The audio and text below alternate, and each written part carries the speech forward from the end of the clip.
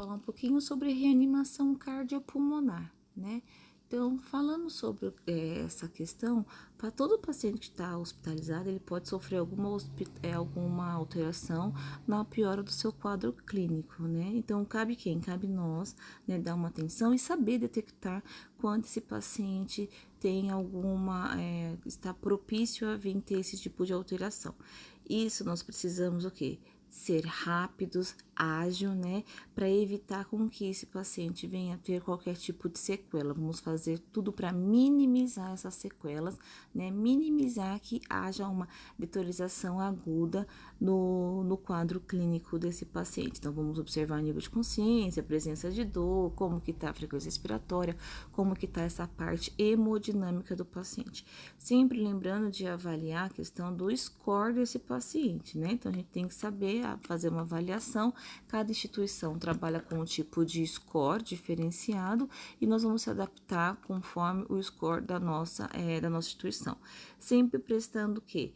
Vamos ver, sempre sabendo reconhecer o time de resposta rápida, o código amarelo da nossa instituição, né? Então, todos os profissionais precisam estar envolvidos, médico, enfermeiro, técnico, entre a equipe multidisciplinar para o quê? Para adotar medidas que restabeleçam a condição de vida desse paciente, tá? Então, nossa função é salvar e evitar com que algo venha acontecer. E aí, nós temos sinais de parada cardiorrespiratória, né? Algumas alterações podem acontecer. Podemos definir parada cardiorrespiratória como ausência responsiva, né, do nível de consciência, ausência da atividade mecânica cardíaca, que seria o pulso, aquele paciente que está agonizando, e até mesmo a questão de uma apneia e uma respiração já lentificada, né, nos trazendo uma gravidade maior. Também temos que avaliar as principais causas de parada cardiorrespiratória, né? Que pode predispor. Quais são esses problemas? Hipovolemia, hipoxemia, pneumotórax, hipercalemia, tamponamento cardíaco, doenças coronariana, infarto, entre outras patologias, outras doenças que pode vir a levar esse paciente a ter uma alteração. Para isso, né, os pacientes têm que estar nos times, né, de resposta rápida. Devemos direcionar esse paciente da forma correta, né, alertando tanto médico, enfermeiro, fisiotécnico, né, onde nós profissionais da enfermagem, né, devemos estar totalmente capacitados e saber, né, direcionar a nossa equipe e direcionar também os cuidados específicos adequados a esses pacientes. Precisamos saber onde se encontra tudo na nossa unidade, né? Então, nós precisamos lá na hora da manobra verificar a abertura das vias aéreas, né? Como que vai ser a minha compressão torácica, como que vai ser minha reanimação cardiovascular, quais são as sequências que eu preciso ter. Então, o que eu preciso verificar? Na verificação da circulação, eu preciso ver como que está o pulso desse paciente, né? Então, eu vou lá verificar direitinho na minha artéria carótida, vamos ver se está indicando ou não, eu consigo verificar ali em torno de 5 ou 10 segundos, se há ou não uma existência de pulso nesse paciente. A abertura das vias aéreas, eu vou fazer o quê? Uma elevação da cabeça desse paciente e se tiver algo obstruindo a cavidade oral, eu vou estar retirando esses objetos, né? Verificar a respiração, né? O paciente está respirando? O paciente não está respirando? Então, se não tá, a gente vai fazer o quê? Iniciar imediatamente a ventilação. Através do quê? Do AMBU, que é uma ventilação por pressão positiva, né? Onde vai ser conectado a válvula de oxigênio, né? Na parede do meu hospital. Como que a gente vai fazer essa abordagem, né? A compressão torácica, a gente vai lá realizar ali no osso externo, vamos entrelaçar os dedinhos, né? Os braços e os cotovelos estendidos, né? E aí a gente deve o quê? Usar o peso do corpo para auxiliar a questão dessa compressão, tá? Lembrando que a gente não deve tirar a mão do ponto de compressão, é só fazer os movimentos, porque senão eu não faço uma compressão de forma correta, né? No momento que a gente vai fazer a gente tem que lembrar o quê? Quais são as condutas apropriadas e adequadas que a gente vai estar realizando, né? Não adianta a gente fazer de qualquer jeito. Qual é a sequência do RCP? 30 compressões torácicas, 2 insuflação, né? E sempre de forma o quê? Sincronizada. Eu tenho que manter o ritmo, porque durante a manobra pode acontecer a gente entrar com medicação, reposição volêmica, entre outros fatores que os médicos vão nos solicitar. Quais são os tipos de complicações, né, que a gente pode ter numa parada? Fraturar a costela do paciente, fazer um pneumotórax, né, deixar alguma parte lesionada desse paciente. Quando parar uma RCP? Só vamos parar após as manobras ter realizado com sucesso, o paciente voltar a ter pulso bonitinho, né? Se o médico chegar pra gente falar, chega, não faz mais, né? E quando não tiver sucesso no momento da parada, das manobras, aí a gente vai parar. Quando a gente vai iniciar? Quando tem alguma doença terminal, falência, morte encefálica, entre outros fatores. Vamos utilizar alguns fármacos, né, para poder ajudar, para corrigir tanto hipoxemia, como aumentar a força da contração do músculo cardíaco também, né? Vamos ajudar a questão de oxigenação, na adrenalina, vasopressina, algumas drogas vasoativas vão ser de utilização importante para a gente no momento de uma reanimação cardíaca. Então, nós temos que saber utilizar bem um carrinho de parada e qual é a forma correta de fazer essas compressões cardíacas também. Dentro dessas intercorrências, nós vamos sempre ter a questão de intubação endotraqueal, né? Que é a passagem do quê? A passagem de um tubo através da boca ou do nariz. Nós temos as duas formas, mas a forma mais comum de realizar é pela boca, né? Que vai garantir o quê? Uma ventilação melhor para esse paciente. Então, a gente vai fazer a utilização artificial, onde a gente vai utilizar a monitorização, vamos utilizar a questão de colocar um aparelho ventilatório que ele vai fazer todo o processo do pulmão do nosso paciente. O procedimento de suporte avançado de vida, onde o médico ajuda, né, vai ter ajuda a partir do laringoscópio, ele vai visualizar a traqueia, a laringe desse paciente e aí vai introduzir o tubo na traqueia para facilitar esse processo de ventilação, tá? Intubação é um procedimento realizado simplesmente pelo médico, né? Não temos essa autonomia de fazer. Podemos utilizar a máscara laríngea, né? Mas com isso o médico ao nosso lado nos auxiliando, mas mesmo assim acaba sendo um procedimento médico.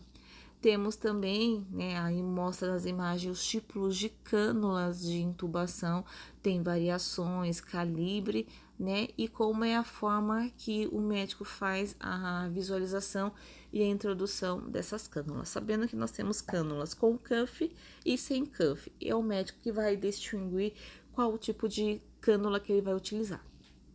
Temos também a outra possibilidade, que é a traqueostomia, né? Que a gente pode acabar ajudar no processo ventilatório. É um procedimento que é realizado através de cirurgia, né? E a intubação ou o uso desses materiais, né? A gente vai... Como que isso acontece? Não tenho condições de fazer uma intubação, ou o paciente está muito tempo intubado, então toma-se a conduta de fazer uma traqueostomia, tá? Então, se tem algo mais superficial, então faz a tráqueo para evitar com que aconteça aquela obstrução, né? E facilite aí a chegada do ar com um fluxo melhor. Tá? Então, paciente muito tempo entubado, os médicos já começam a pensar na possibilidade de passar uma traqueostomia, né? Por motivo também para não lesionar as cordas vocais, não trazer nenhum dano, nenhuma sequela, nenhum edema mais importante para esse paciente. Lembrando-se que ele também vai estar muito tempo entubado e a gente não quer que prejudique o quadro de saúde dele, né? A traqueostomia veio para dar maior conforto também para o paciente, né? Ela ajuda também na remoção de secreção, né?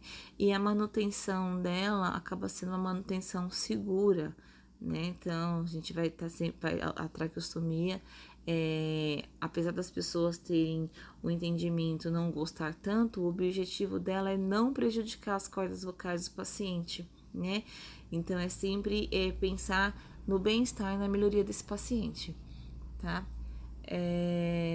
Já como eu falei para vocês, a vantagem dela é conforto, facilidade de remoção, né? Ela é indicada no caso de emergências e no caso das intubações de longas permanência aí, fica muito tempo em uso. E aí nessa imagem vocês conseguem ver onde está localizado cordas vocais, cartilagem, tireoide, cricóide, traqueais e aonde fica alocado o balãozinho da cânula de traqueostomia, tá? A ventilação mecânica, né, é um equipamento utilizado que vai nos ajudar o quê? Numa ventilação artificial. Ela tem como objetivo promover um suporte adequado para esse paciente, pode ser tanto total como parcial, né? Então, ele vai ajudar o quê? Na alimentação elétrica, né, nas válvulas reguladoras, né? Essa ventilação mecânica, ela pode ter tanto a parte de nebulização como de umidificação. Ela tem um filtro que vai ajudar, né, a evitar qualquer contaminação, então diminui bastante o risco desses pacientes ser contaminados. Ele tem um alarme que ele serve para monitorizar qualquer problema, caso o paciente venha a ter uma apneia, caso o aparelho já não esteja legal, ele vai estar alarmando e vai estar nos ajudando a melhorar e a ter uma visão crítica melhor, né, e tentar solucionar esses problemas, essas alterações que o próprio aparelho está dizendo para a gente. O que mais dá para se fazer, né? Ele acaba acoplando, ele acaba fazendo uma mistura de, como que eu posso dizer para vocês?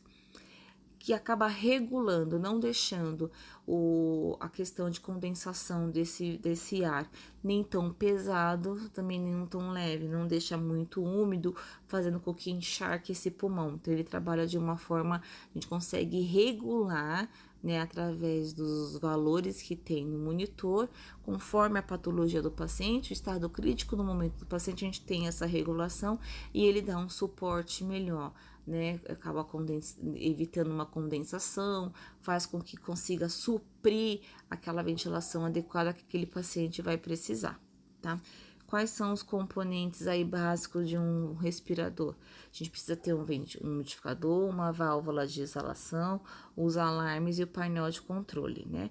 O painel de controle sempre vai ficar ali a respeito de físio e médico estarem mexendo. O alarme a gente precisa entender o que ele está dizendo pra gente, não é simplesmente alarmar, apertar o botão e ir embora virar as costas. Temos que ter um entendimento o que está acontecendo. Ninguém alarma do nada, né? Que nem uma sirene. Se tem vestígios de fogo, vai alarmar. Então, eu vou simplesmente só ignorar, desligar o alarme? Não, eu vou verificar o que está acontecendo para não vir um danos maior, tá? Temos alguns tipos de ventiladores, que são os ciclados a pressão, ciclados a volume e os ciclados a tempo, né? O ciclado a pressão, ele termina a fase inspiratória. Já o ciclado de volume, ele encerra a fase inspiratória. E o ciclado de tempo, ele encerra a fase inspiratória após detectar qualquer tipo de intervalo de tempo, né? Esse entendimento é mais fácil a respeito de físio, tá entendendo porque eles acabam mexendo mais. Mas quando a gente vai trabalhar, a gente vai perguntar sempre para ele, tá, esse ventilador tá ciclado como? Ciclado por pressão, ciclado por volume ou ciclado por tempo?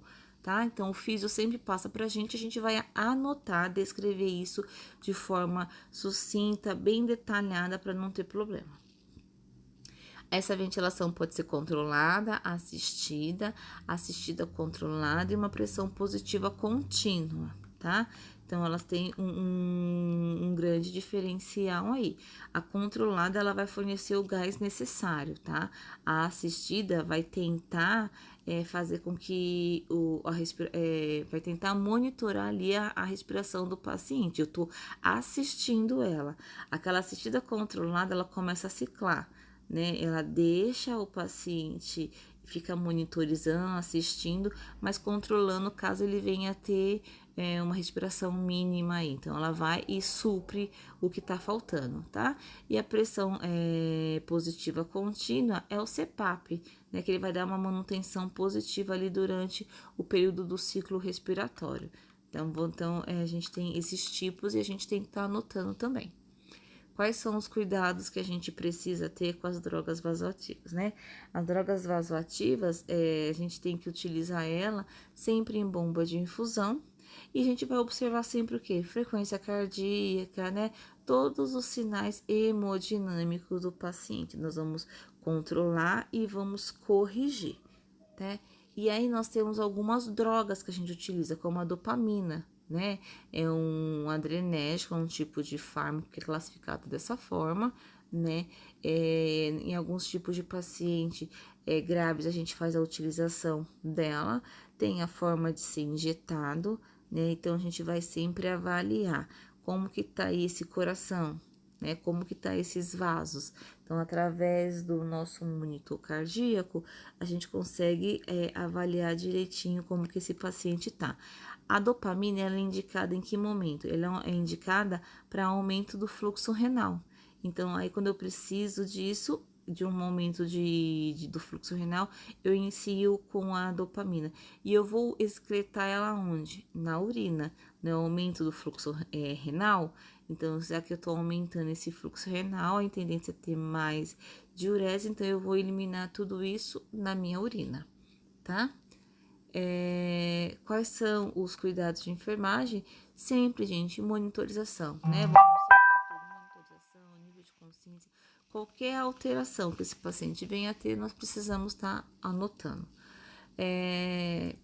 Temos outras drogas que é o bitartarato de norepinefrina ou noradrenalina, né? Ele é indicado, né, para ter quando o paciente precisa, assim, aumentar a pressão arterial média, né? Então, a gente vai acabar ajustando a questão de volume aí, né? E eu vou observar o quê? Eu vou observar essa urina, porque esse paciente vai excretar isso na urina, tá? Temos a dopamina também, né, que ela é indicada para aumento do débito cardíaco, né, para uma frequência cardíaca estável, né, e a gente excreta ela onde? Através da bile e da urina também. Todos esses pacientes precisam ser monitorizados, controlado de diurese, nível de consciência, entre outros fatores. Temos também a nitroglicerina, né, que ela é indicada, né, na verdade, para diminuir a pré e a pós-carga, né, do cardíaco desse paciente, né, quando o paciente tem uma diminuição na tensão da parede do ventrículo esquerdo e quando há uma diminuição no consumo de oxigênio ali no miocárdio. É excretada também através da urina.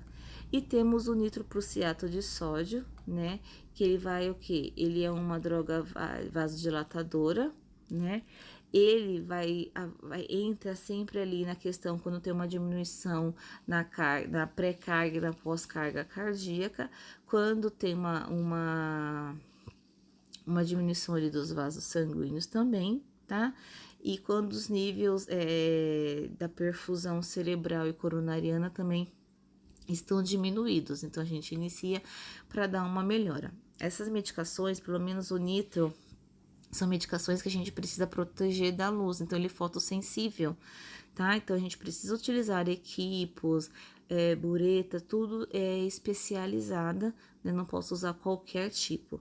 E se o médico me pede uma droga contínua, eu preciso trocar ela a cada 6 horas, porque se eu passar, contínuo, eu passar de 6 horas, ela perde a sua durabilidade e as suas vantagens. Então, a gente precisa estar fazendo essa troca.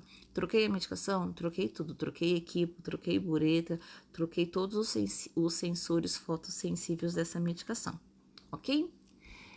Obrigada pela atenção, encontro vocês nos próximos temas. Até mais, galera!